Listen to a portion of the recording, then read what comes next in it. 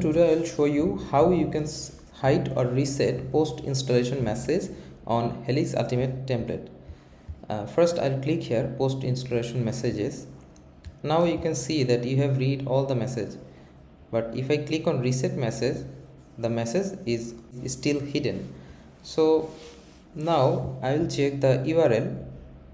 Here you can see EID is equals to 227, which is extension ID 227. So now I will check the database, and Helix Ultimate database I will go to this table post install messages.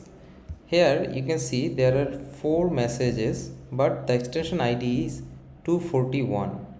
This is why the messages are not shown there. So I will update it to 227. Okay, so now if I reload this page, here you can see the 4 messages are here. Now if you click on hide all messages, the messages are hidden and there is no bar in the notification panel.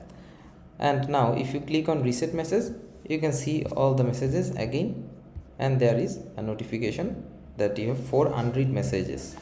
In this way you can easily reset or hide your post installation message on Helix Ultimate templates.